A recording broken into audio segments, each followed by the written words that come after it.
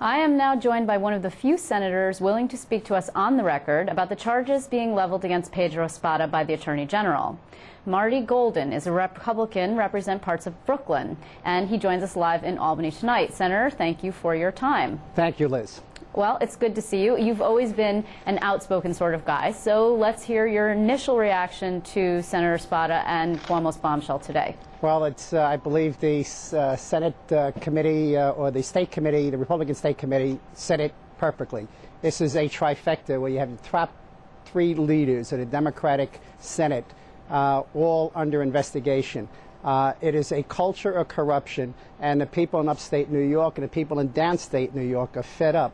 The Democratic State Senate from New York City that are obviously under serious investigation on all levels, state and federal charges.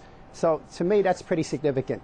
And it's a shame because this state deserves better. This is a tax and spend Democratic conference, and it's a corrupt, unfortunately, number of senators within this conference, and it's costing us dearly here in the state of New York. Okay, so you're clearly on your talking points tonight, and that's good. I understand that the Republicans are very big on the upstate-downstate divide, and they do believe, or the selling point is that the Republicans are better for upstate. Let me just ask you this. Hiram Montserrat, who I'm sure you recall, after he was charged with assaulting his girlfriend, if I remember correctly, you called for him, A, not to be seated, and then B, subsequently to be removed. So I'm curious what your feeling is now about Senator Espada, who, I might remind you, came to your side of the aisle and briefly flipped things into your hands, into your conference's hands, last summer during the coup. So what do you think about that? Well, I think you'll also remember that I was the one that came out and said when you lie with dogs, you come up with fleas. I do recall that. And that's exactly what we did come up with, fleas. This is significant charges. We have Smith himself just today coming out in the newspapers about him trying to give $500,000 to two ex-cons that live out of their apartments to deal with gang activity that they're supposedly dealing with.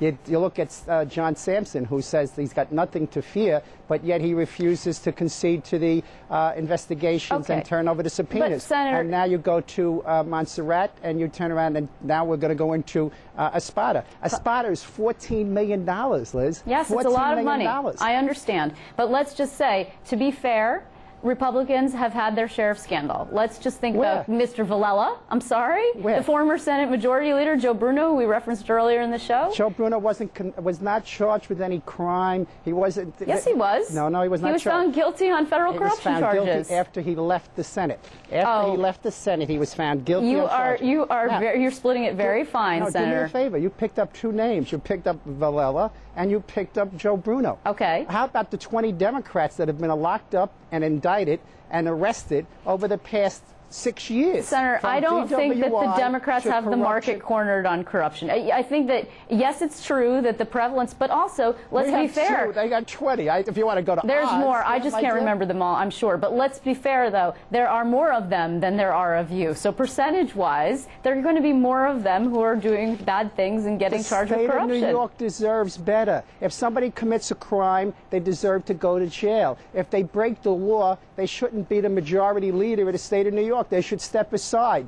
They should give up their Lulu. They should wait until these investigations are completed. The people of the state of New York are fed up with this corruption. Okay, so we'll be seeing a resolution as such calling for him to step down from his majority leader position soon from you, correct? That will, you know it will be. You know, in fact, that it will, because this is significant. This is $14 million that's civilly that the AG is going after, and we believe will be criminally going after him for the $14 million. That's not small change, chump change. That's significant. And Smith has the same issue, and Sampson, who's trying to stop a subpoena. Senator, I'm going to have to cut you off here because it is not about Malcolm Smith, but it is about Pedro Espada, and I do appreciate your time. I really do, and thank you very much for coming in. It was a long day at the Capitol. Well, I'm hoping the rest of the senators upstate join in with that resolution, that I see it from Albertine and Sikowski and all of those. We will be holding them accountable. Individuals join my resolution and asking him to step aside and do the right thing for the state of New York. We'll be touching base with them, and we will be touching base with you again on this issue. Thank you, Liz. Thank you, Senator.